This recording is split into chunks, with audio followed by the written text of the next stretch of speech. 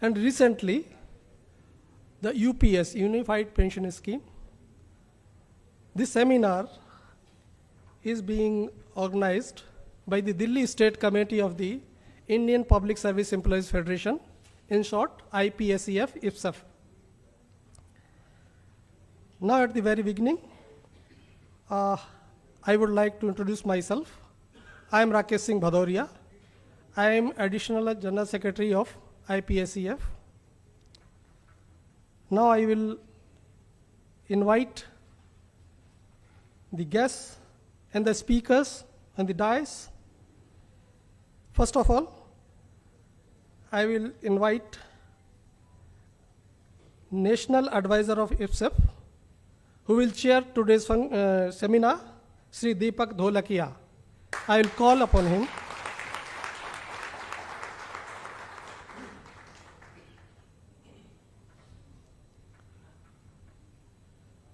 Our next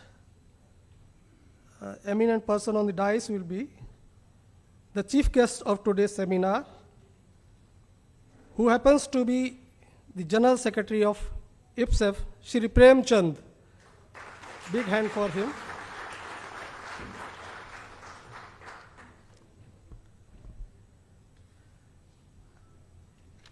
Our today's guest of honor is Sri Ishwar Singh Sharma, Secretary, All India Committee, IPSEF, and Convener, Haryana State, IPSEF.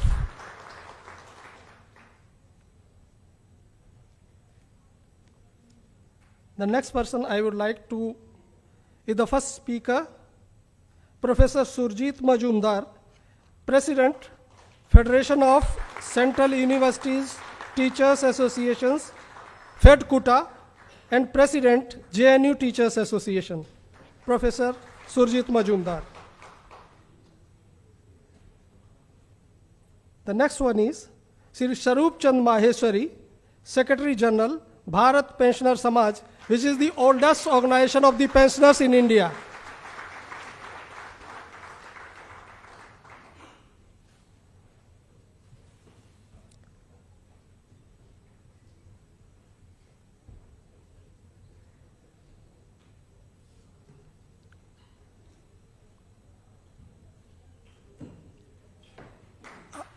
Now I'd like to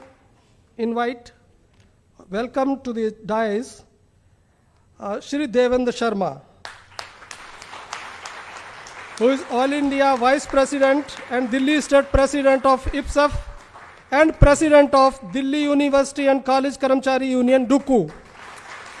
They have been fighting for long, months after months, for their justified rights. Our next guest is Srimati Anita Pawar. She is Senior National Vice President of IPSEF and Secretary General, All India Government Nurses Federation. Please.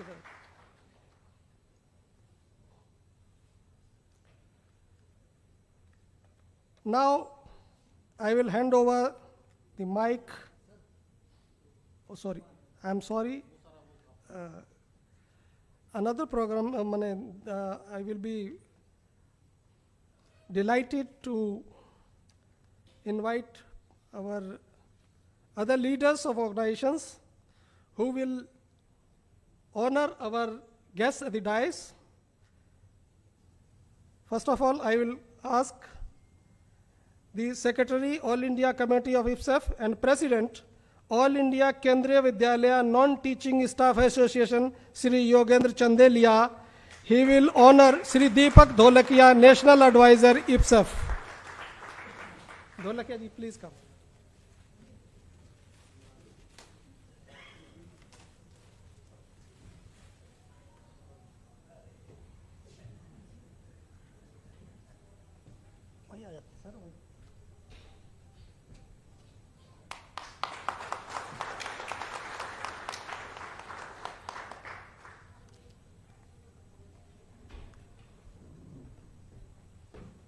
Joint Secretary of Delhi State IPSEF and General Secretary DUCU, Sri Ravinder Pandey will honor Sri Prem Chand, General Secretary IPSEF.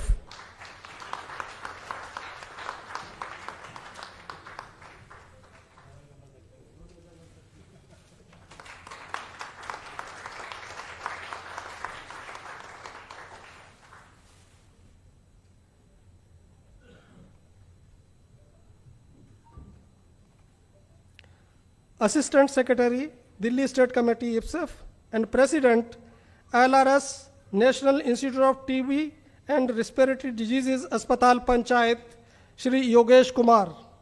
Please come to the dais.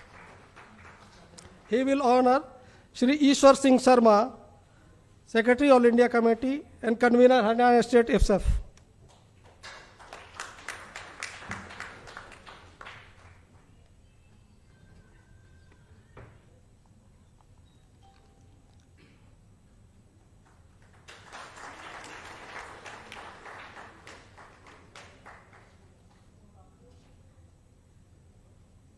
Now I call the Council Member IPSEF and President, Indian Council of Historical Research Employees Association, Dr. Vinod. He will honor Professor Surjit Majumdar, President, FEDCUTA, and President, JNUTA. Dr. Vinod.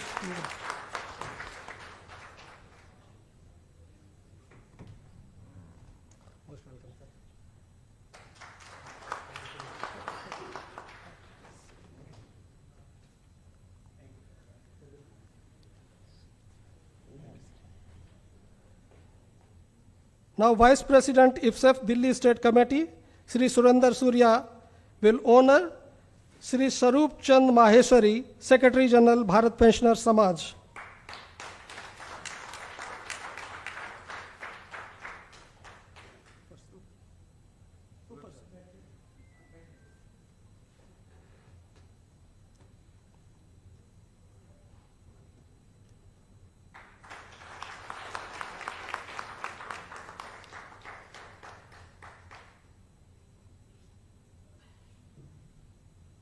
Council Member of IPSEF and President, CPWD Workers Organization, Shri Raj Kumar Rohella ji, will honor Shri Devendra Sharma, All India President of Delhi State President, President Duku.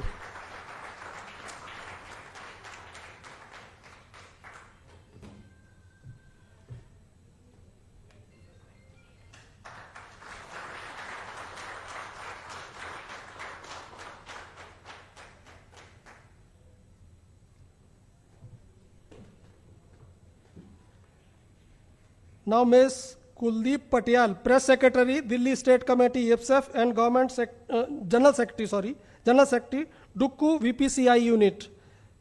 Kuldeep Patial will honor Srimati Anita Pawar.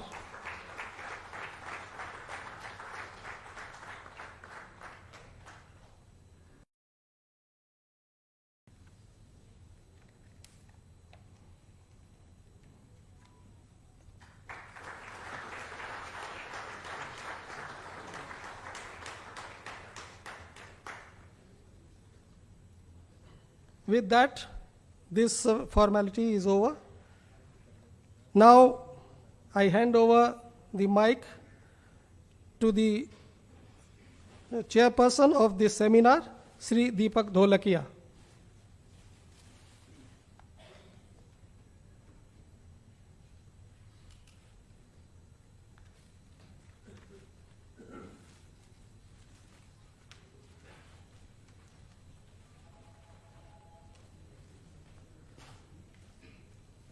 आज के हमारे मेहमान महेश्वरी साहब, सुरजीत भाई और इफ्सेफ के general secretary, इफ्सेफ की Delhi unit के जनरल सेक्रेटरी और मेरे साथी देवेंद्र जी, ये आज के हमारे तीनों स्पीकर हैं। उन सबका आपकी ओर से मैं स्वागत करता हूं।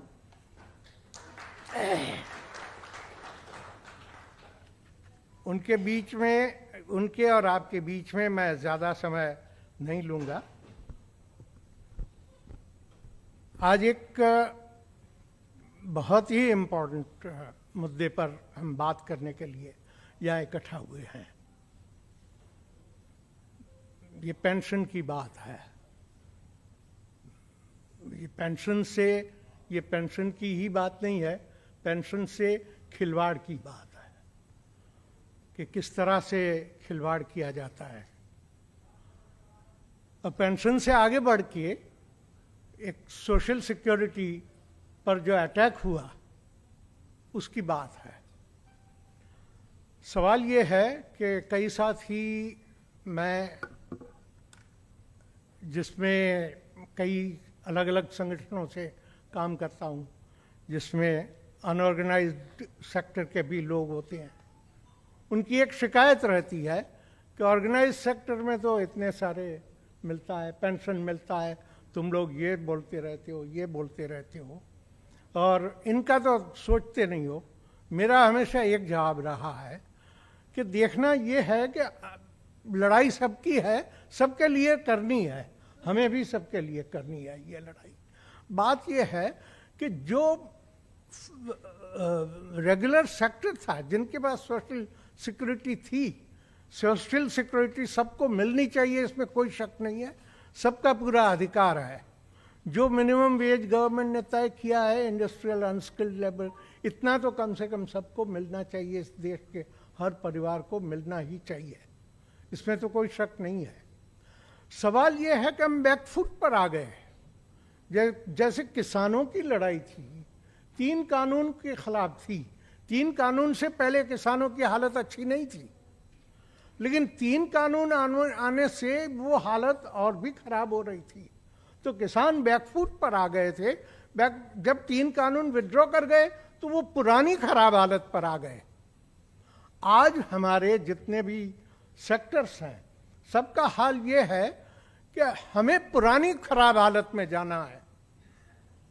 पहले भी हालत अच्छे नहीं थे हमारे, और ये ओपीएस खत्म करके एनपीएस आया, हालत खराब हुआ। ये कंपैरेटिवली आप ये देखें कि अनऑर्गेनाइज सेक्टर का भी हालत ज़्यादा खराब होता गया उन दिनों में। मतलब टोटल आप जो है पहले वाले खराब स्थिति में भी हम आज पहुंचे नहीं हैं। तो इस लड़ाई का एक फैक्टर जो है वो पेंशन है, सोशल सिक्योरिटी है। मैं यहाँ अपनी कोई राय ओपीएस, यूपीएस या एनपीएस के बारे में नहीं दूंगा, लेकिन इतना है कि एनपीएस जब से आया तब से कर्मचारियों की एक लड़ाई चालू रही है कि ओपीएस वापस आना चाहिए। मतलब एनपीएस के बारे में, एनपीएस को मैं अपनी पर्सनल बात करूं तो मैंने कभी पेंशन नहीं माना। इसमें पेंशन वर्ड डाल के, पेंशन शब्द डाल के गवर्नमेंट के हमारे साथ धोखाधड़ी की कि ये न्यू पेंशन स्कीम है। वो पेंशन स्कीम है ही नहीं, जिसमें पेंशन ही नहीं है। मार्केट से आपको जो मिले वो पेंशन, ये कैसा पेंशन? मतलब आपको जबरदस्ती 10% आप वहाँ मार्केट में डालते जाओ, गवर्नमेंट ने जबरदस्ती कर दी। तो इसको, ये एनपीएस सबसे बड़ा धोखा था, धोखा है, आज भी है। और वो क्योंकि इसमें हम इसको मानते हैं कि ओपीएस वर्सेस एनपीएस, इसलिए क्योंकि गवर्नमेंट ने इसने पेंशन शब्द डाल दिया। था ये कि आइदर पेंशन और no pension. NPS no pension scheme थी असल में। तो बहरहाल मैं इस पर बहुत ज़्यादा मैं क्या बोलूं। प्रेम जी, आपको मैं रिक्वेस्ट करता हूं कि आप अपनी बात रखें यहाँ आके। ये आपका नाम कौन बोल रहे हैं? एंकर कौन है? एंकर कौन कर रहा है? आप कर रहे हैं?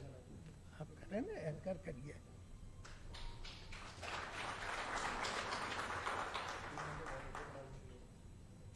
मैं अब आपके सामने professor Surajit Majumdar, president FEDCUTA and president JNUTA, उनको आमंत्रित करता हूं कि वो आए और अपनी बात रखें।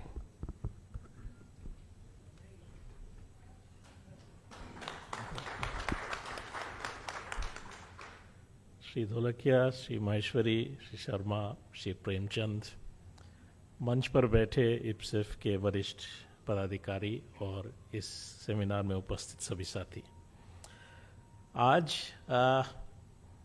सबसे पहले तो मैं प्रेमचंद जी का शुक्रगुजार हूं कि इस विषय पर अपनी राय रखने के लिए उन्होंने मुझे इस कार्यक्रम में आमंत्रित किया। और मैं इस विषय पर जो भी बात रखूंगा वो उसके पीछे एक तो जो हमारा एक एम्प्लॉय होने के नाते, यूनियन के अनुभव के नाते हम इस विषय को देखते हैं। दूसरा, मैं जो विषय पढ़ाता हूँ अर्थशास्त्र, उसके नज़रिए से भी मैं इस विषय पर कुछ बातें रखना चाहूँगा। आज जो ठोस दो सवाल एम्प्लॉयज़ के सामने हैं वो ये है कि पहला तो ये कि सरकार ने जो यूपीएस की घोषणा की है, अब उसके गेजेट नोटिफिकेशन भी आ गए हैं। क्या ये एनपीएस को लेके जो सवाल या चिंताएं थी एम्प्लॉयज़ की, उनको दूर करती है, और क्या एम्प्लॉयज़ इस कारण से इसको स्वीकृत कर ले और ओपीएस को वापस लाने की मांग को छोड़ दे या नहीं? पहला तो ये एक सवाल है। और दूसरा सवाल ये है कि जब तक अगर इसका जवाब ये है कि नहीं, अभी भी ओपीएस को वापस लाने की मांग का आधार है, अगर ये मांग को हम लेके अभी भी चल रहे हैं, जब तक वो संघर्ष सफल नहीं होता, सरकार ने लोगों के सामने एक विकल्प पेश किया है कि जून के आखिर तक, हम लोग तक तो आया नहीं अभी, पर सेंट्रल गवर्नमेंट एम्प्लॉयज़ को तो दे दिया है कि जून के आखिर तक उनको जिंदगी भर के लिए फैसला लेना। एक बार जो आपने फैसला ले लिया उसको आप परिवर्तित नहीं कर सकते कि आप एनपीएस में रहना चाहते हैं या यूपीएस में माइग्रेट करना चाहते हैं। अब इन दोनों सवालों के बारे में अगर हम सोचना चाहें तो सबसे पहले तो मेरे ख्याल से ये ध्यान में रखने की ज़रूरत है कि आखिरकार ये एनपीएस आया किस लिए, और इस एनपीएस या यूपीएस के पीछे क्या सोच, क्या विचार है। कहने को तो कहा जाता है कि सरकारी खर्चे का जो बोझ है पेंशन का बहुत बढ़ रहा है, इसी समस्या का समाधान ढूंढने के लिए यूपीएस से एनपीएस में परिवर्तित करने का फैसला हुआ। लेकिन अजीबोगरीब बात यह है कि एनपीएस जब लाया गया, एक तरफ तो वो एक ऐसा स्कीम था जिससे सरकार जो एम्प्लॉयज़ को देती है सैलरी ज़िंदगी में या जब सर्विस में है या सर्विस के बाद, उसमें कटौती हुई। यानी कि सरकार जो है एम्प्लॉय को तो कम दे रही थी, लेकिन सरकारी खर्च का बोझ जो है तब से लेके आज तक बढ़ा हुआ रहा है। और वो क्यों? क्योंकि 1 जनवरी 2004 या उसके बाद जो सर्विस में ज्वाइन किए हैं, उनमें से अगर कुछ दुर्भाग्यपूर्ण किसी की मौत नहीं हो गई हो तो आज तक वो रिटायर नहीं किए होंगे। यानी कि उनका जो पेंशन का बोझ है वो अभी तक तो सरकार पे आया नहीं है। लेकिन इन 21 सालों में जब वो सर्विस में है, उनके सैलरी का 10% या उसके बाद जो 14% गया, वो बोझ सरकारी खर्च पर रहा कि वो उनके कॉर्पस में वो सरकार कंट्रीब्यूट करे। और जो लोग 1 जनवरी 2004 को ओल्ड पेंशन स्कीम में पेंशन प्राप्त कर रहे थे, या जिनका रिटायरमेंट, जिनका सर्विस 1 जनवरी 2004 से पहले का है, उनका पेंशन, उनको तो वो भी ओपीएस में है, उनका पेंशन भी 21 साल सरकार देती रही है और आगे कई वर्षों तक देती रहेगी। यानी कि जो खर्चा पेंशन का होना था इन 21 सालों में, वो खर्चे में कहीं कोई कमी नहीं आई। उसके ऊपर एनपीएस के तहत जो 10% या 14% सरकार को कंट्रीब्यूट करना था, वो एडिशनल बोझ जो है सरकारी खर्चे पर रहा। तो अभी तक तो कम से कम ऐसा नहीं हुआ है कि सरकारी खर्चे पर जो पेंशन का बोझ है एनपीएस लाने के कारण कम हुआ है, बढ़ा है। तो एनपीएस अगर कोई कहे कि 2004 में जो वित्त मंत्री थे या प्रधानमंत्री थे या उससे पहले थे, उनको बड़ी चिंता थी कि 30 साल 40 साल बाद में जो प्रधानमंत्री वित्त मंत्री बनेंगे उनके ऊपर कितना बोझ होगा, उसके लिए हम उस भविष्य को देख के काम कर रहे हैं, तो ये मानना कि हमारे देश में प्रधानमंत्री या वित्त मंत्री 30-35 साल बाद के बारे में सोच के फैसले ले रहे हो, ऐसा नहीं है। तो एनपीएस किस लिए आया?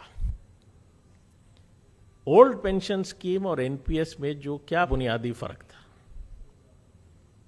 एक बुनियादी फर्क तो यह था कि ओपीएस पे जितना भी खर्चा होना था वो सरकार को अपने साधनों से उस खर्चे को पूरा करना था। यानी कि उस खर्चे को पूरा करने के लिए सरकार के ऊपर जिम्मेदारी थी कि वो टैक्स बटोरे, ठीक है। लेकिन जो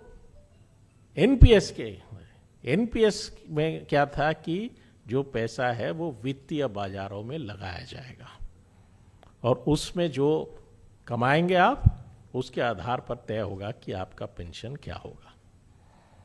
यानी कि ये जो पूरे अर्थव्यवस्था में एक वित्तीयकरण की प्रक्रिया और सामाजिक सेवाओं का भी जो एक वित्तीयकरण, कि स्वास्थ्य की सुविधा आपको चाहिए, सरकार वो नहीं देगी, आप बीमा कीजिए और निजी क्षेत्र में जाके अपने स्वास्थ्य की सुविधाओं को प्राप्त कीजिए। आपके बच्चों को आपको शिक्षा देनी है, आप कर्जा लीजिए, ब्याज देके उनको बच्चों को पढ़ाइए। यानी कि हर एक सुविधा में जो वित्तीयकरण की प्रक्रिया थी, उसी का एक पहलू था कि ये एनपीएस लागू हुआ। क्योंकि इसमें क्या था कि आपके सैलरी का 10% और सरकार जो देगी उसको वित्तीय बाजारों में उसका निवेश होगा।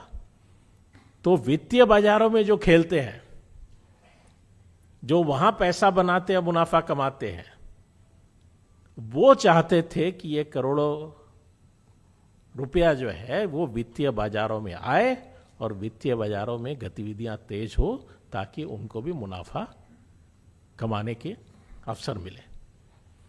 यही इसके पीछे बुनियादी उद्देश्य था। क्योंकि अगर सरकार, जैसे मैंने कहा, सरकारी खर्च को कम करने का अगर उद्देश्य होता तो ये नीति लागू नहीं होती। ओपीएस अगर बरकरार रहता तो एनपीएस को लेके जो खर्च है वो नहीं होता और पेंशन का तो जो खर्चा है वो रहता ही, उसमें कोई परिवर्तन नहीं हुआ। तो ये अब यूपीएस आने के बाद एनपीएस क्यों एक वेतन में कटौती थी, ये स्पष्ट हो गया। कैसे स्पष्ट हो गया? कि एक तरफ तो सरकार ने कहा है कि यूपीएस का जो खर्चा पूरा करने के लिए सरकार को अब 14% की जगह 18.5% जो है एम्प्लॉय के सैलरी का 18.5% लगाना पड़ेगा। एम्प्लॉयर की तरफ से 18.5% लगेगा। यानी कि जो पेंशन यहां पे प्रॉमिस किया जा रहा है कि आपको रिटायरमेंट के बाद मिलेगा, उसका खर्चा पूरा करने के लिए अधिक पैसा चाहिए। जितना पैसा पहले लग रहा था उसके आधार पर यह एश्योर्ड पेंशन नहीं दिया जा सकता। यानी कि अगर आप एनपीएस में रहते तो आपको जो है पेंशन जो मिलता वो कम मिलता, ये तो स्वीकार हो गया इस पे। दूसरी बात जो है कि यूपीएस में स्पष्ट कर दिया कि आपको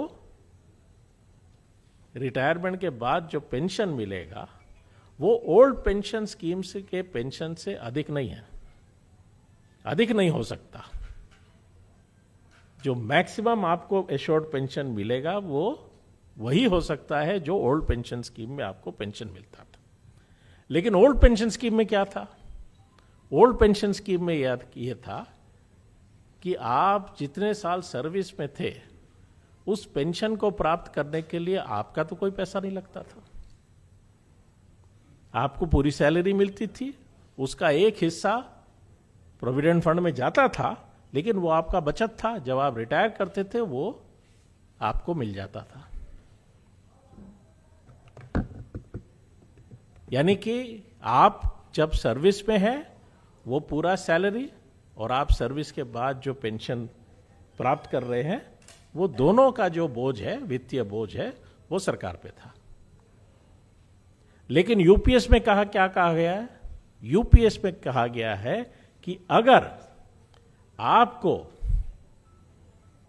वो 50% आपकी जो आखिरी सैलरी है वो एश्योर्ड पेंशन अगर आपको प्राप्त करना है, तो उसके लिए जरूरी है कि आपका जो इंडिविजुअल कॉर्पस है वो बेंचमार्क कॉर्पस के बराबर या ऊपर होना चाहिए, नहीं तो आपको प्रोपोर्शनेटली पेंशन कम मिलेगा।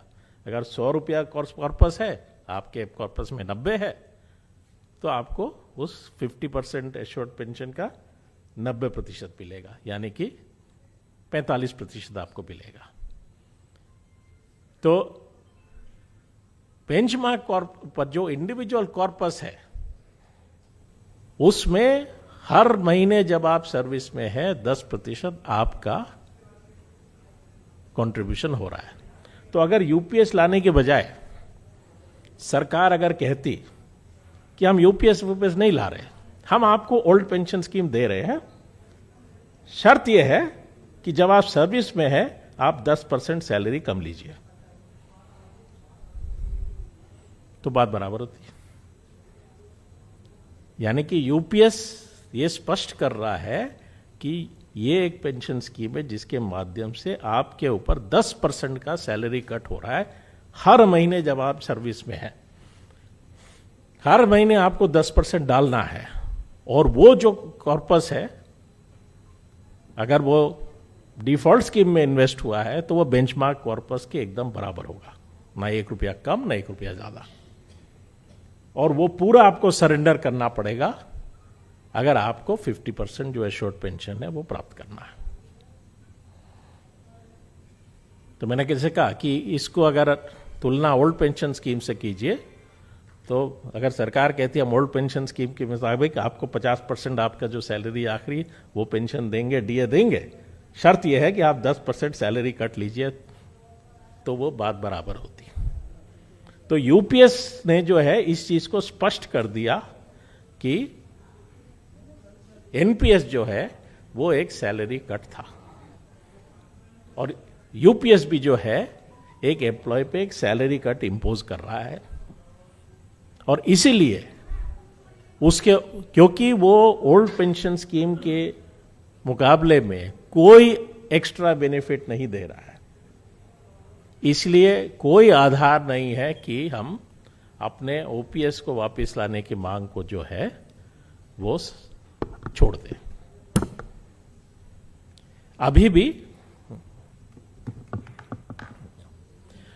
भी जो है उस मांग का आधार है कि हम चाहते हैं कि ओपीएस वापस आए, और इस मांग के पीछे एक बहुत महत्वपूर्ण जो चीज है, और वो ये है कि पेंशन स्कीम उपयुक्त क्या है नहीं है, उसका बुनियादी मापदंड क्या होना चाहिए।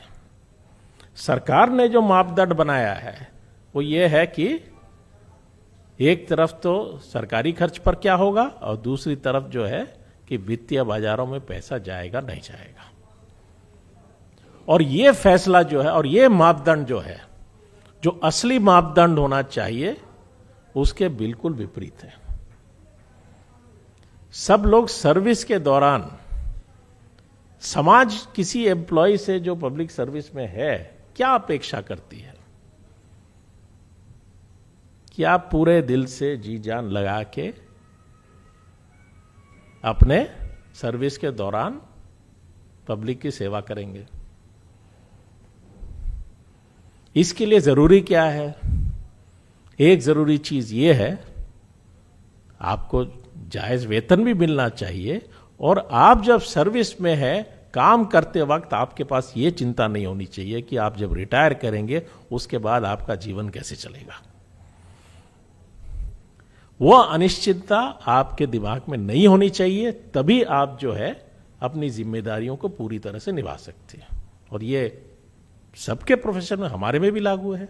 हम क्लास में पढ़ाते वक्त यही सोचते रहे कि बाद में क्या होगा, तो कैसे पढ़ाएंगे। लेकिन जो स्कीम सरकार ला रही है, एनपीएस में तो था ही, यूपीएस में ये जो विकल्प दिया गया है उस विकल्प से ये समस्या और भी ज्यादा हो गई है। अब आप लोगों को फैसला लेना है कि आप एनपीएस में रहना चाहें या यूपीएस में रहना चाहते हैं। जो लोग कुछ ही साल में सेवानिवृत्त होने वाले हैं, रिटायर होने वाले हैं, उनके लिए तो तब भी कुछ चीज़ें पता है, कितना कॉर्पस हुआ है, कितना एन्युइटी मिल सकता है, कितना शॉर्ट पेंशन मिलेगा, सैलरी क्या होगी, आप कैलकुलेशन कर सकते हैं कुछ तब भी। लेकिन जो लोग अभी नए सर्विस में घुस रहे हैं,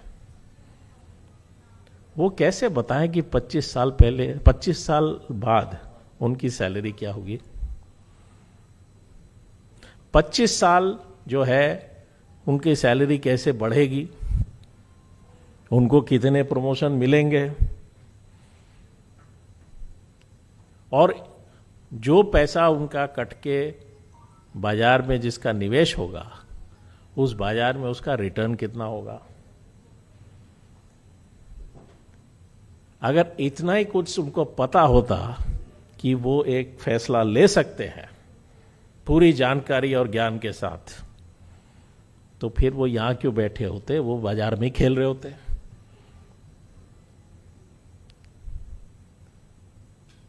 तो क्या हर एक एम्प्लॉय को एक फाइनेंशियल एनालिस्ट के सर्विसेज को एम्प्लॉय करना पड़ेगा कि बताएं जी कि अगले 25 साल 30 साल जो मेरा सर्विस है उसमें बाजार कैसे जाएगा,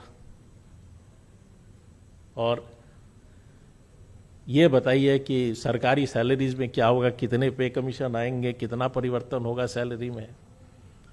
जब आपको वो सब पता ही नहीं है, आप कैसे फैसला लेंगे? तो अगर कोई कहे कि हमारे पास कोई फ्रेमवर्क है जिसके आधार पर हम आपको समझा सकते हैं कि आपका क्या सही फैसला होगा, तो मेरे हिसाब से, और मैं अर्थशास्त्री होने के नाते कह रहा हूं, ये वो आपको गलत बता रहे हैं, क्योंकि आपके पास वो जानकारी ही नहीं है, हो नहीं सकती। अरे जो बाजार में खेलते हैं वो भी पैसा डुबा देते हैं, हमारी बात तो छोड़िए। जो रोज बाजार में खेलते हैं, जो मिनट से मिनट ध्यान रखते हैं कि क्या हो रहा है बाजार में, उनका भी पैसा डूबता है। तो एम्प्लॉय कहां से बताएगा कि क्या होने वाला है? कि 35 साल 30 साल 25 साल में क्या होने वाला है, ये एम्प्लॉय को कैसे पता चलेगा? तो ये सवाल एक उठाना चाहिए कि आप कैसे, ये आप कह रहे हो कि हम, आप कहने को तो कह रहे हो कि हमारे ऊपर है कि हम फैसला करें, पर आप हमारे सामने क्या विकल्प पेश कर रहे हो? और हमने जो भी फैसला है ले लिया, उसके बाद रोज हम काम करें या बाजार पे नजर रखें कि क्या हो रहा है, वहां कितना गिर रहा है, कितना चढ़ रहा है, उस पे ध्यान रखें या अपने काम पर ध्यान करें? तो ये फैसला जो है कैसे करेगा कोई एम्प्लॉय? इसका कोई आधार है ही नहीं। इसलिए अगर आप लोग यहां बैठे हैं इस अपेक्षा से कि मैं आपको कोई जवाब दे पाऊंगा कि आपको क्या फैसला लेना चाहिए, तो मैं क्षमा चाहता हूं कि यह जवाब मैं आपको नहीं दे सकता, क्योंकि वो सवाल ही ऐसा है जिसका कोई जवाब हो नहीं सकता। एक तरफ तो जब सरकार ही आपके सामने विकल्प रख रही, तो सरकार को खुद ही नहीं पता है कि कौन सा बेहतर होगा, तो एक एम्प्लॉय जो है कैसे तय करेगा? अगर आपके पास कोई ठोस चीज है कि हाँ इसमें ये मिलेगा, इसमें ये मिलेगा, इसमें ये नहीं मिलेगा, उसमें वो नहीं मिलेगा, तो आप तुलना करके अपने हिसाब से फैसला कर सकते हैं। लेकिन यहां ऐसे कोई तुलना करने का सवाल नहीं है,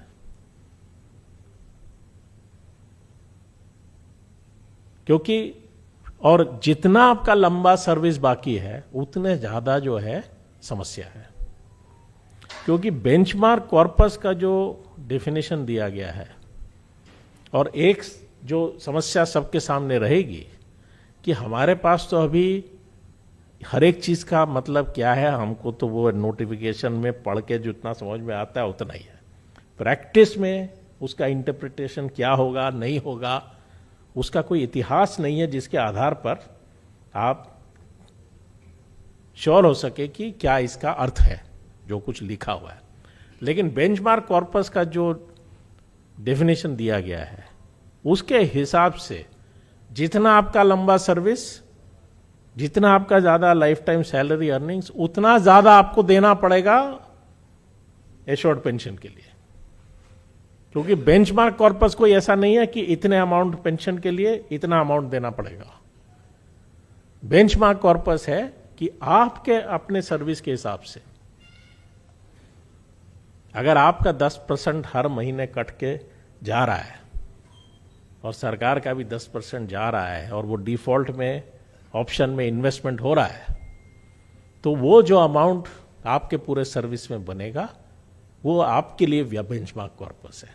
अगर आपके 35 साल सर्विस है आपके उस हिसाब से बेंचमार्क कॉर्पस होगा, आपका कम सर्विस है तो उसके हिसाब से बेंचमार्क कॉर्पस होगा, चाहे आपका आखिरी सैलरी बराबर हो। अगर आपका आखिरी सैलरी बराबर है उससे कोई फर्क नहीं पड़ता, हो किसी को ज्यादा देना पड़ेगा किसी को कम देना पड़ेगा, डिपेंडिंग अपॉन कि उनका सर्विस कितना है। तो इसलिए लंबा सर्विस जितना बाकी है उतना और कठिन हो जाता है फैसला करना कि कौन सा विकल्प जो है सही है। क्योंकि जो विकल्प दिए गए हैं दोनों विकल्पों में जो है ये स्थिति है कि आपको नहीं पता है कि आखिरकार क्या होगा। और उससे और जो जुड़ा सवाल है वो ये कि आप सरकार भी क्या करेगी उस पर भी भरोसा नहीं कर सकते। अभी फैसला ले लिया ना सरकार ने कि जो पहले से ही पेंशन में है, ओल्ड पेंशन में भी है, उनको भी यूपीएस वालों के स्तर तक गिराएंगे। ओल्ड पेंशन स्कीम में तो ये था कि जैसे जैसे सैलरी पे कमीशन होता था, पे रिविजन होता था, तो पेंशन भी उसी हिसाब से परिवर्तित होती थी, जो क्या सुनिश्चित करती थी कि जब आप सर्विस में हैं और जब आप पेंशन ले रहे हैं दोनों समय उस समय के अनुकूल आप अपने जीवन के स्तर को मेंटेन कर पाए। जो 40 साल पहले सर्विस ज्वाइन किए थे उस सैलरी के हिसाब से अगर आज उनको पेंशन, जो उस जमाने में सैलरी होती थी उस हिसाब से अगर पेंशन आज मिलना होता तो वो गरीबी रेखा के नीचे होते। तो पुराने पेंशन स्कीम में यह था कि जैसे जैसे पे रिवीजन होता है पेंशन भी उसी हिसाब से रिवाइज होगा। यूपीएस में तो वो ऑप्शन था ही नहीं। अब जो ओपीएस में भी है उनके लिए भी ये समाप्त कर दे रहे हैं कि भविष्य में जो है उनके पेंशन में कोई परिवर्तन नहीं होगा, पे रिवीजन हो ना हो। तो उनको भी जो है अब वो 30 साल पहले उनको पता था कि ऐसा होने वाला है। अगर 30 साल पहले उनको विकल्प दिया जाता कि आप ये कीजिए या वो कीजिए, उनको पता था। आप सब जानते हैं कि जब ओल्ड पेंशन स्कीम भी मैंडेटरी हो गया था, सीपीएफ टू जीपीएफ वाला कन्वर्जन वाला, वो उसको लेके लिटिगेशन आज तक चल रहा है। मर गए लोग लेकिन वो केस आज तक चल रहा है। तो ये अनिश्चितता की स्थिति में जो है इस विकल्प के माध्यम से एम्प्लॉयज को धकेला जा रहा है। और इसीलिए इसको इस नजरिए से केवल नहीं देखना चाहिए कि हम ये विकल्प एक्सेप्ट करें या दूसरा एक्सेप्ट करें। ये सवाल सरकार से करना चाहिए कि ऐसा विकल्प हमारे सामने आप क्यों पेश कर रहे हैं। तो ये भी एक लड़ाई का मुद्दा है। और कम से कम जब तक ये नहीं होता है ये मांग तो की जा सकती है कि आप कैसे हमसे कह रहे हैं कि हमको 3 महीने के अंदर अंदर जून के आखिर तक जिंदगी भर के लिए एक ऐसा फैसला लेना है जिसमें दोनों विकल्पों में फैसला लेने में का आधार ये हमारे पास नहीं है। इतना तो मांग आंदोलन की तरफ से होना चाहिए कि ये 30 जून तक आखिरी फैसला कि पेंशन क्या होने वाला है ये हमें स्वीकृत नहीं है, हमें स्वीकार नहीं है, इसको बदलना पड़ेगा। इसी के साथ मैं अपनी बात समाप्त करता हूं। बहुत बहुत शुक्रिया।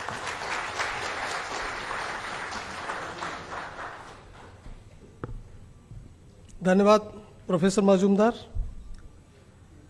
हमारे आज के सेमिनार के अगले वक्ता हैं भारत पेंशनर समाज, जो इस देश के पेंशनर्स का सबसे पुराना संगठन है, उसके सेक्रेटरी जनरल श्री स्वरूप चंद माहेश्वरी। मैं उनसे अनुरोध करूंगा कि वो बैठे बैठे ही बात रखें। वही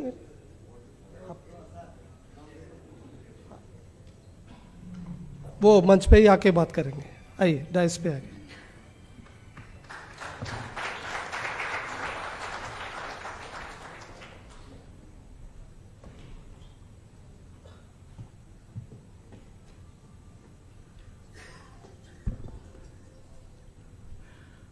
नमस्कार।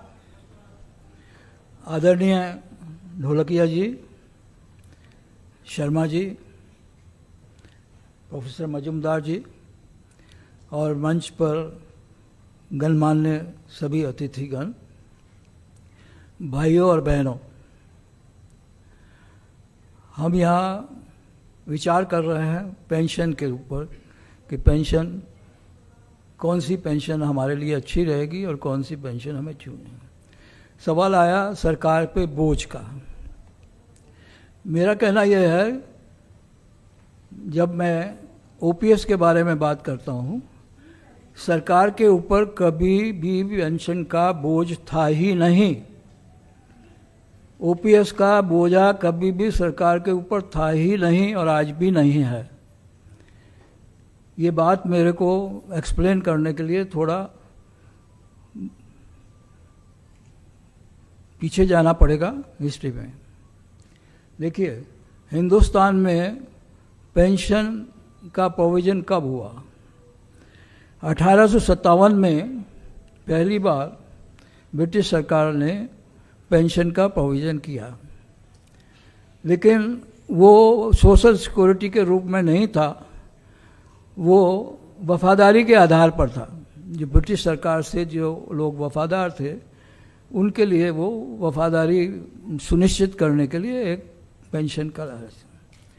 लेकिन 1871 आते आते गवर्नमेंट ने ये रियलाइज़ किया कि जो गवर्नमेंट एम्प्लॉय है उसको कोई दूसरा काम करने का, बिजनेस करने का तो परमिशन है नहीं, वो कर नहीं सकता, और वो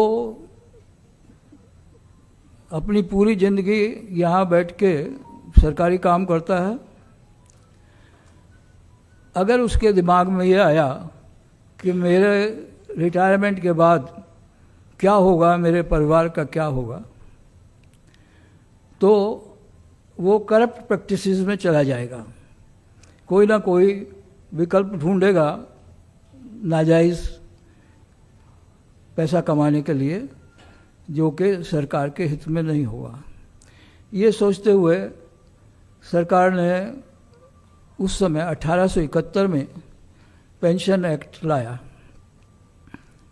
लेकिन वो पेंशन एक्ट के तहत भी जो पेंशन आई, तो वो एक अधिकार के रूप में नहीं थी, वो भी निर्भर करती थी एम्प्लॉयर के गुडविल के ऊपर।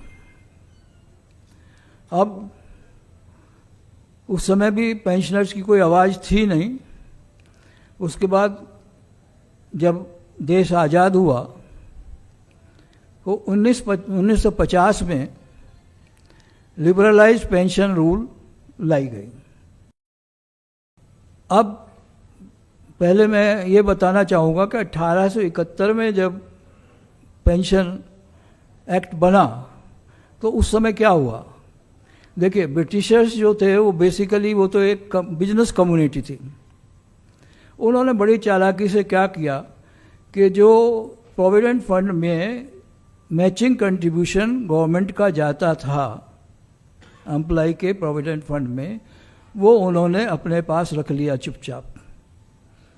और जो स्केल्स थे, पे स्केल्स जो थे पेंशनेबल एम्प्लॉइज़ के, उनको भी पर्पसफुली बाय डिजाइन किया गया on a lower side to cater for the pension after retirement. तो पास से उन्होंने भी कुछ नहीं दिया। अब लिबरलाइज्ड पेंशन रूल्स जब आए, थोड़ा सा प्रावधान उसमें ये हुआ कि पहले कम्यूटेशन नहीं था, कम्यूटेशन इसमें ऐड किया गया, DCRG इसमें ऐड हो गया, लेकिन यहाँ भी चालाकी वही रही कि जो आपके प्रोविडेंट फंड में जो आपका अधिकार था मैचिंग कंट्रीब्यूशन एम्प्लॉयर का होना था, वो रेस्टोर नहीं हुआ, वो गवर्नमेंट ने अपने पास ही रखा। आपके पे स्केल्स भी अपग्रेड नहीं किए गए, तो बोझा तो गवर्नमेंट के ऊपर नहीं आया। अब अगर गवर्नमेंट ने जो बचत हुई PF का कंट्रीब्यूशन रोकने के लिए और आपके स्केल्स कम करने के लिए, उसका कॉर्पस ना बनाते हुए उस पैसे को दूसरी जगह डाइवर्ट कर लिया, तो उसके लिए तो हम जिम्मेवार नहीं हैं। वो तो एक मिसमैनेजमेंट का इशू है। 1950 तक पेंशनर्स की कोई आवाज़ थी नहीं। 1955 में जस्टिस शंकर शरण रिटायर्ड थे इलाहाबाद हाई कोर्ट के, उन्होंने भारत पेंशनर्स समाज की स्थापना की। उस समय से पेंशनर्स ने एक आवाज़ उनके माध्यम से उठानी शुरू की। और सवाल पहले ये आया कि भाई एम्प्लॉय की अगर डेथ हो गई तो बाद में क्या पेंशन बंद हो जाएगी? तो 1964 में फैमिली पेंशन का प्रोविजन लाया गया। अब बार बार नए नए सर्कुलर, नए नए नोटिफिकेशंस आते थे, तो एक सवाल उठाया गया कि भाई जब तक ये सारा चीज़ एक कंसोलिडेटेड रूल्स आप नहीं बनाएंगे तो बड़ा मुश्किल है ये जानना कि क्या कहाँ क्या हो रहा है। तो 1972 में CCS पेंशन रूल्स लाए गए। अब इस समय भी कोई मेडिकल का प्रावधान नहीं था उसमें। कम्यूटेशन ऐड हो गया, DCRG भी ऐड हो गई, फैमिली पेंशन भी ऐड हो गई, लेकिन ना तो डियरनेस रिलीफ का प्रावधान था और जो आपका PF में जो मैचिंग कंट्रीब्यूशन आना था गवर्नमेंट का, वो भी रेस्टोर नहीं हुआ। आपके पे स्केल्स भी रेस्टोर नहीं हुए। अब पे कमीशंस में थर्ड पे कमीशन तक पेंशनर्स का कोई कवरेज पेंशन पे कमीशन की टर्म्स ऑफ रेफरेंस में नहीं था। फोर्थ पे कमीशन जब आया तो बड़े प्रयासों के बाद नवंबर 1985 में एक स्पेशल रेजोल्यूशन के माध्यम से फोर्थ पे कमीशन की टर्म्स ऑफ रेफरेंस को अमेंड किया गया और उसमें पेंशनर्स को, एग्जिस्टिंग पेंशनर्स को इंक्लूड किया गया। उससे पहले जो प्रयास पेंशनर्स एसोसिएशंस और फेडरेशंस भारत पेंशनर समाज कर रही थी, उसके प्रयासों की वजह से 1973 में डियरनेस रिलीफ का प्रोविज़न हो पाया। अदरवाइज डियरनेस रिलीफ पेंशनर्स को नहीं मिलता था। हालांकि एम्प्लॉइज़ को DA मिलता था, लेकिन पेंशनर्स को नहीं मिलता था। ये आया 73 में। अब जब 74 में ये फोर्थ पे कमीशन के समय उसका जो पीरियड था फोर्थ पे कमीशन का, वो तो था 1186 तक, लेकिन ये जो अमेंडमेंट आया ये आया नवंबर 85 में। तो ज़्यादा कुछ नहीं हो पाया फोर्थ पे कमीशन के समय। जब फिफ्थ पे कमीशन आया तो जब तक पेंशनर्स की ऑर्गेनाइजेशंस काफ़ी सजग हो गई थी और बहुत कई सारी ऑर्गेनाइजेशंस आ गई थी, तो वहाँ मांग उठी कि प्री एंड पोस्ट पेंशनर्स को बराबर किया जाए। अब उससे पहले 1982 में और 83 में नकारा जजमेंट बड़ा मशहूर है। हम और आप 17 दिसंबर को अभी भी पेंशन डे मनाते हैं। और एक देवकी नंदन का जजमेंट था सुप्रीम कोर्ट का। ये दो जजमेंट में ये सुप्रीम कोर्ट ने साफ किया कि भाई ये जो पेंशन जो है ये कोई खैरात नहीं है, ये तो एम्प्लॉय का राइट है और ये डेफर्ड वेज है विच दे हैव अर्न अपने पसीने की कमाई से जिन्होंने अर्जित किया है। साथ ही ये भी कहा गया कि पेंशन कितनी होना चाहिए। सुप्रीम कोर्ट का ये जजमेंट ये इसमें ये कहा गया कि पेंशन इतनी होना चाहिए जिससे एक कर्मचारी उसी स्टैंडर्ड से रह सके जिससे वो सर्विस काल में रहते हुए आया। अब ये सुप्रीम कोर्ट के जजमेंट आ गए तो इनसे काफ़ी कुछ परिवर्तन की आशा बंधी। अब जब 5th पे कमीशन में गए तो ये वहाँ मांग उठी तो 5th पे कमीशन ने एक स्टडी कराई एक टाटा इकोनॉमिक कंसल्टेंसी सर्विसेज से कि with reference to supreme court judgement of 82 pension कितनी होना चाहिए। अब ये 5th पे कमीशन के रिपोर्ट में लिखा हुआ है, दर्ज है वहाँ कि कंसल्टेंसी सर्विसेज ने जो स्टडी की उसके अनुसार उनकी रिपोर्ट थी कि पेंशन जो है लास्ट पे का 67% होना चाहिए। लेकिन जो लिमिट थी हमारे यहाँ वो थी 50%। 50% भी लास्ट पे का नहीं था, पिछली 10 मंथ्स की एवरेज का था और 10 मंथ की एवरेज से आने से पहले 36 मंथ की एवरेज हुआ करती थी 3rd पे कमीशन के समय में। 4th पे कमीशन में जब ये डिमांड आई कि भाई आप पहली बात तो ये है कि प्री एंड पोस्ट पेंशनर्स को आप एक बराबर करिए, क्योंकि आर्टिकल 14 आपका बहुत क्लियर है जो इक्वलिटी की बात करता है। तो आज जो लोग रिटायर हो रहे हैं और जो पहले रिटायर हो चुके दोनों की पेंशन बराबर होना चाहिए। पे कमीशन ने इस मांग को कंसिडर किया, लेकिन वो फुल पैरिटी की जगह आपको मॉडिफाइड पैरिटी उन्होंने दिया। जो रिकमेंडेशन स्टडी की आई थी कि 67% पेंशन होना चाहिए लास्ट का, उसमें पे कमीशन ने यह कहा कि भाई इससे गवर्नमेंट का बोझा बहुत बढ़ जाएगा और ये हमारी सजेशन ये है कि जो एक्स्ट्रा 17% या 15% गवर्नमेंट मंजूर करती है उसका हिस्सा उसकी एवरेज में कंट्रीब्यूशन पेंशनर को देना चाहिए। हालांकि ये रिकमेंडेशन गवर्नमेंट ने एक्सेप्ट नहीं की किसी भी रूप में, लेकिन फैक्ट ये है कि सुप्रीम कोर्ट के जजमेंट के हिसाब से 67% लास्ट ड्रान का पेंशन मिलना चाहिए, जो कि हमें 50% मिल रहा है।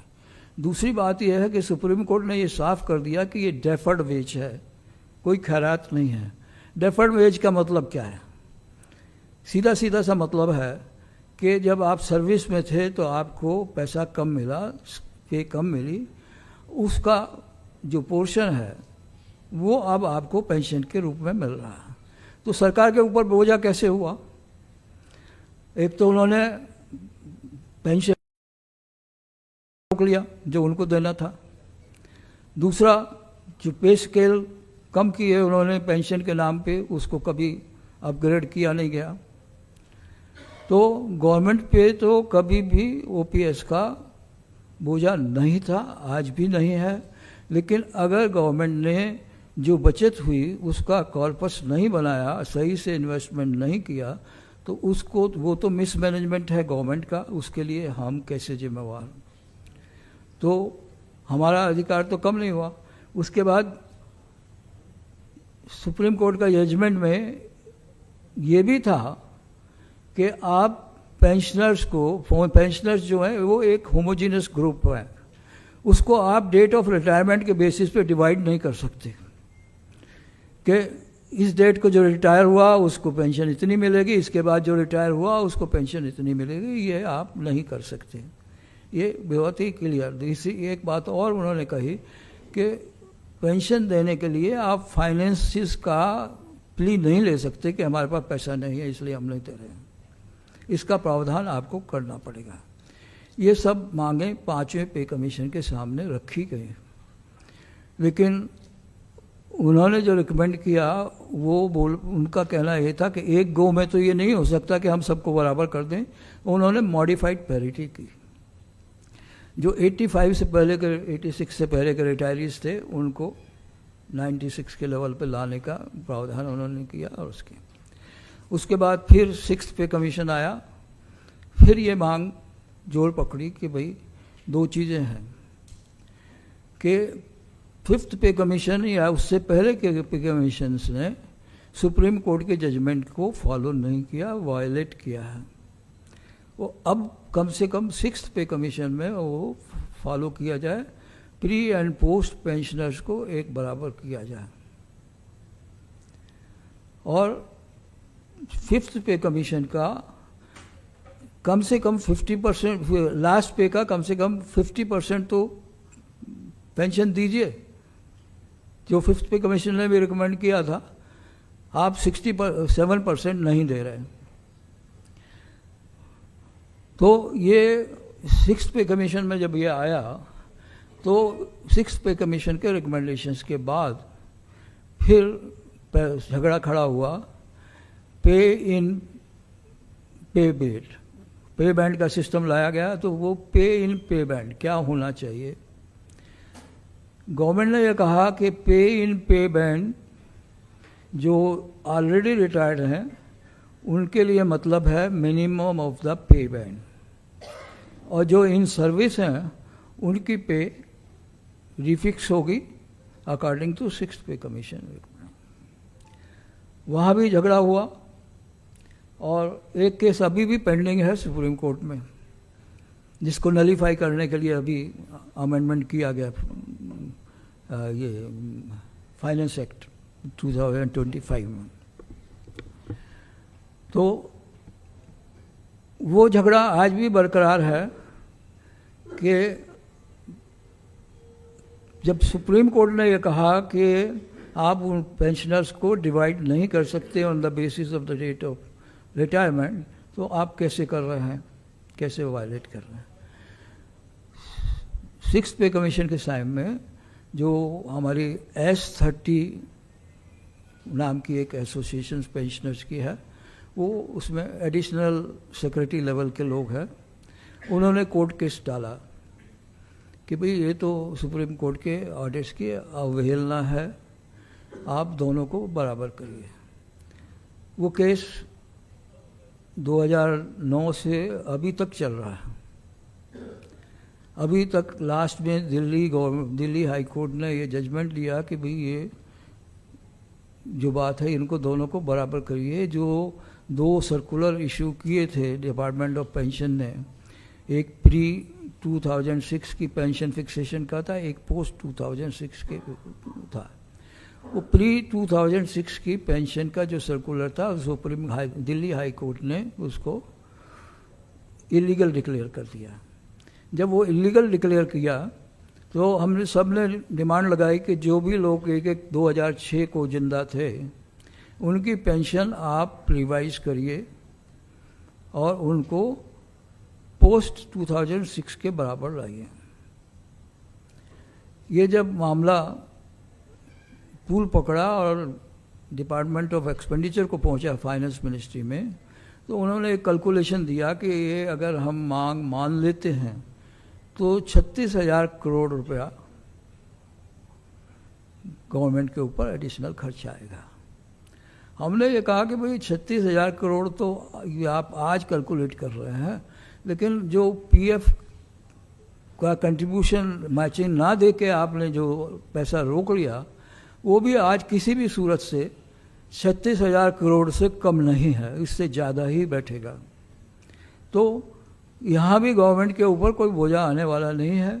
लेकिन जब ये जजमेंट इम्प्लीमेंट नहीं हुआ तो दो एसोसिएशंस हमारी, एक S30 और एक IPS रिटायर्ड ऑफिसर्स एसोसिएशंस ने कंटेम्प्ट पिटीशन डाला दिल्ली हाई कोर्ट में। अब जब कंटेम्प्ट नोटिस इशू हो गया तो उससे बचने के लिए गवर्नमेंट ने एक और चाल चली। फाइनेंस एक्ट 2025 में एक अमेंडमेंट ले आए,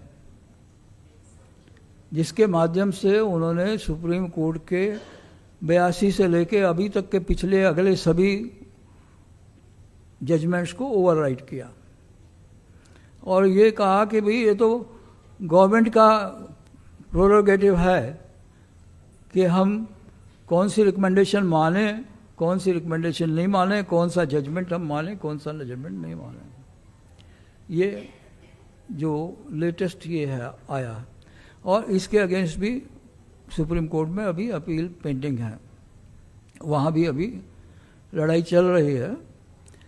लेकिन इसी बीच में सुप्रीम कोर्ट का एक और जजमेंट आ गया। उन्होंने सभी जजेस को 1 रैंक 1 पेंशन दे दिया और गवर्नमेंट को ये आदेश दिया कि जिन जजेस ने NPS के समय ज्वाइन किया उनका NPS का कंट्रीब्यूशन भी वापस किया जाए और उनको OPS लागू किया जाए। अब सवाल भाई साहब ये पैदा होता है, क्या उनका खून खून है, हमारा खून पानी है? कहाँ गया आपका आर्टिकल 14? हमारे नए चीफ जस्टिस ने जब टेक ओवर किया तो उन्होंने कहा कॉन्स्टिट्यूशन इज सुप्रीम, और हम कहते हैं वो सुप्रीमेसी कहाँ गई आपने जब ये जजमेंट लाए जजेस के लिए?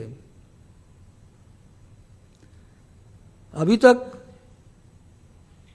मुंह बंद रखों का रहा इस डर से कि हम कुछ बोलेंगे तो कंटेम्प्ट ऑफ कोर्ट लग जाएगा। लेकिन कब तक आप चुप रहेंगे? लात आपके पेट पे लग रही है, आपके भविष्य पे लग रही है, और ना सिर्फ आपके भविष्य पे लग रही है, आपके बीवी बच्चों के भविष्य पे लग रही है। तो क्यों नहीं आप आवाज उठाएंगे कि जो जजेस को दिया गया वो सभी को मिलना चाहिए। पहले आपने डिफेंस को दिया, हम लोग चुप रहे कि चलिए वो हमारे लिए लड़ते हैं, उनको थोड़ा एक्स्ट्रा मिल जाएगा तो हमें कोई एतराज नहीं है। लेकिन अब आप अपने आप आपने ले लिया बिना किसी उसके, तो ये तो इंसाफ वाली बात नहीं है। अब दूसरी बात ये आती है कि भाई आज का कर्मचारी तो इनएफिशिएंट है, काम करता ही नहीं। हम ये कहते हैं अगर काम कर्मचारी नहीं कर रहा तो आपकी ट्रेन्स कैसे चल रही हैं, आपके एयरपोर्ट्स कैसे मेंटेन हो रहे हैं, आपकी ट्रांसपोर्ट कैसे चल रही है?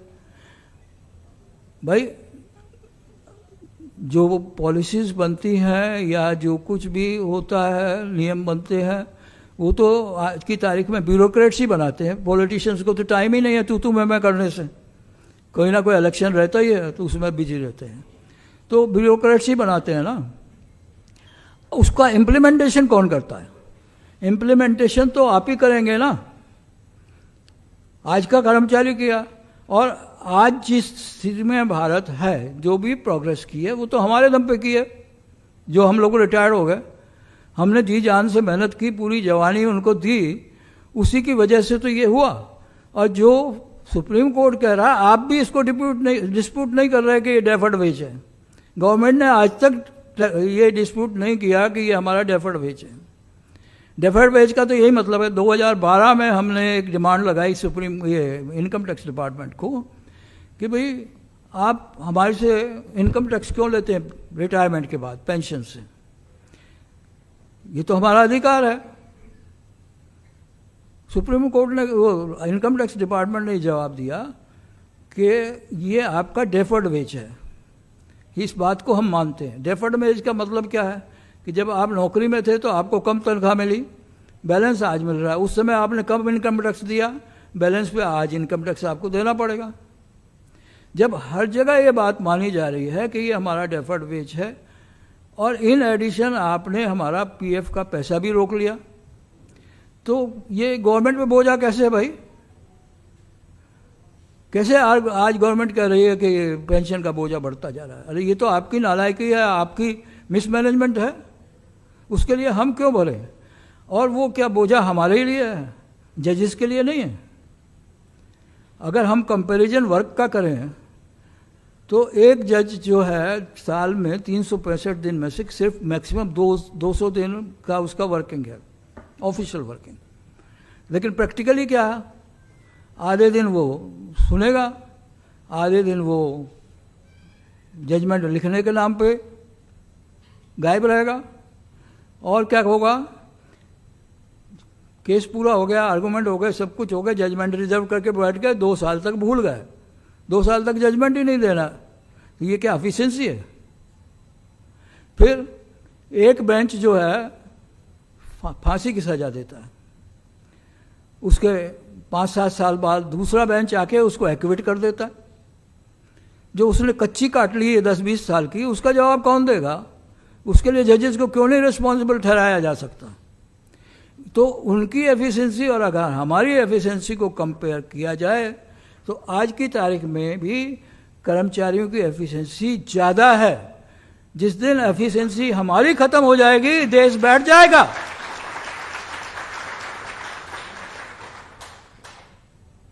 अब कितनी विषमताएं हैं।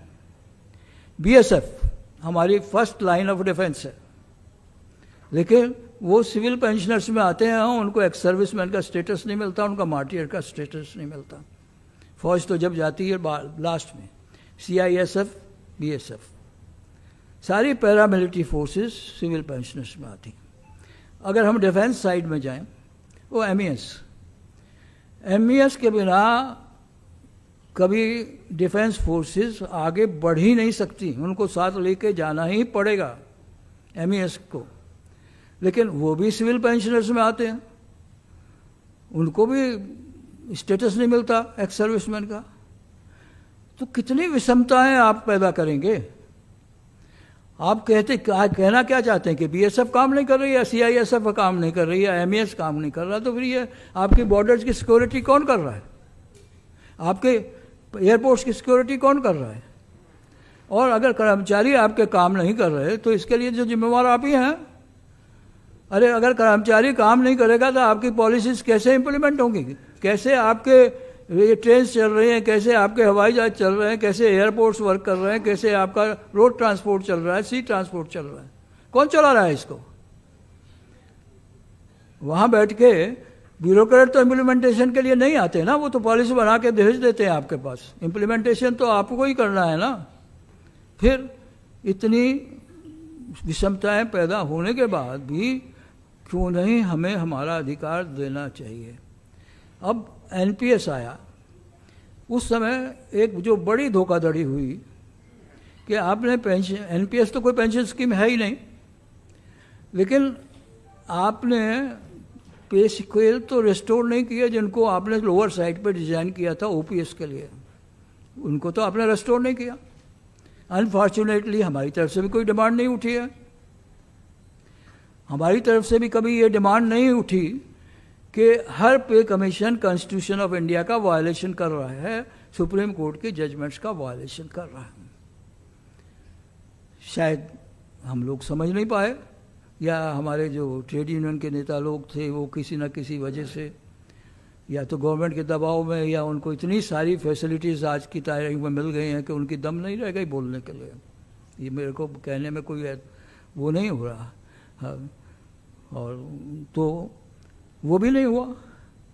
अब सवाल ये है कि जब एनपीएस पेंशन स्कीम है ही नहीं, उसमें पेंशन है ही नहीं, कोई पेंशन का मतलब सोशल सिक्योरिटी, सोशल सिक्योरिटी में एक निर्धारण होना चाहिए कि इतना पैसा तो आपको मिलेगा। उसमें तो ये भी नहीं है कि भाई आपका अपना पैसा भी आपको वापस मिलेगा कि नहीं मिलेगा। हम देख चुके US 64 का क्या हाल हुआ, तो आज से 20 साल 25 साल पहले बाद में क्या होगा। आज कुछ कर्मचारी हमारे जो मार्केट से भी हैं, जो रिस्क लेना पसंद करते हैं, वो कुछ कर्मचारी खुश हैं एनपीएस से, लेकिन वो ये नहीं समझ रहे कि आज थोड़ा सा आपको प्रॉफिट दिख रहा है मार्केट में, लेकिन आगे जाने 20 साल बाद क्या होने वाला है? क्या यूएस 64 की तरह इसका भी हाल नहीं हो जाएगा? अब डिमांड ये उठी, ये डिमांड भी बेसिकली पेंशनर्स ने ही उठाई कि या तो आप एनपीएस में लास्ट पे का 50% की गारंटी दीजिए, या आप जो है ओल्ड पेंशन स्कीम को रेस्टोर करिए। ये मेन डिमांड थी।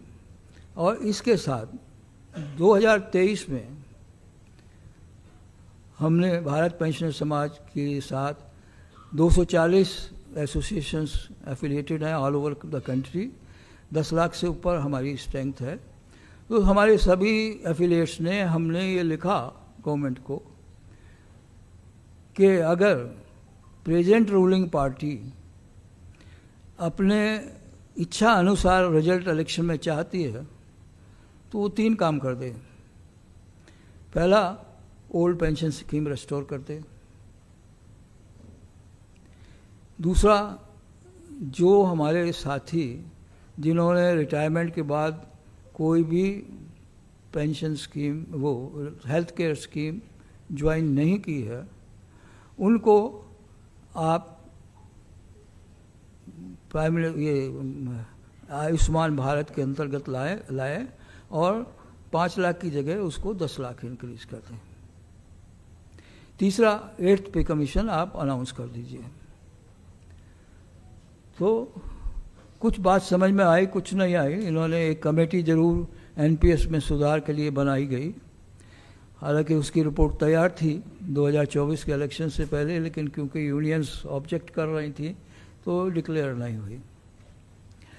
तो उसका रिजल्ट देख लिया 2024 के इलेक्शंस में। जो ये चाहते थे उतनी सीटें नहीं आई।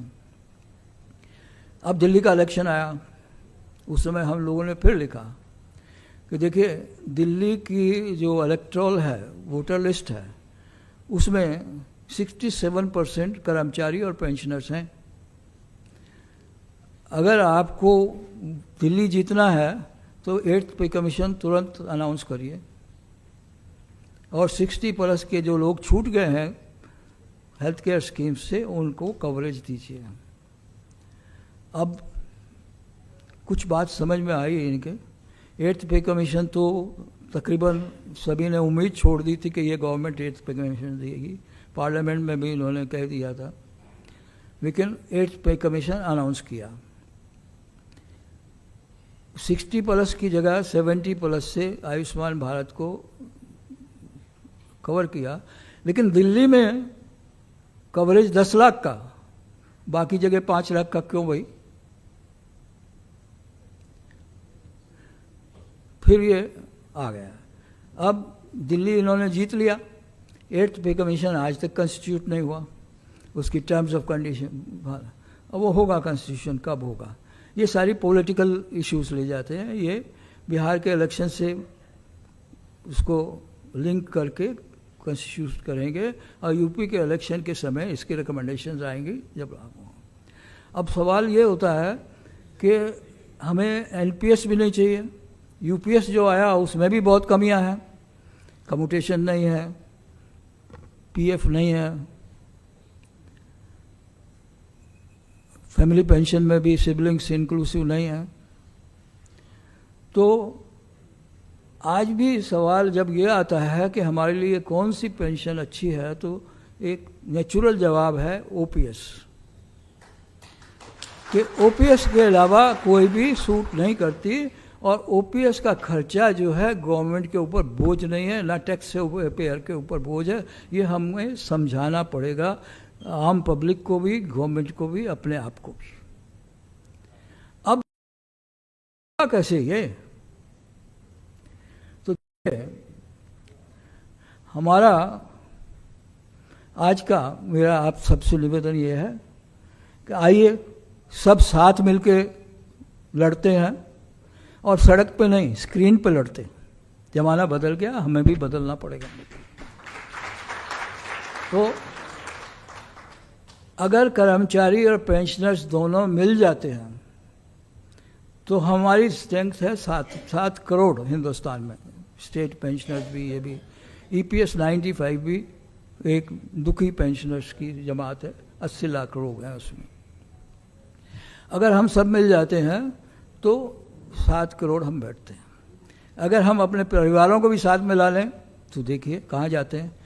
अब हर कर्मचारी, हर पेंशनर तो गांव-गांव में बैठा है और वो अपनी एक्सपीरियंस और नॉलेज से इतनी अहमियत रखता है कि अपने साथ 5 वोट और मिला ले।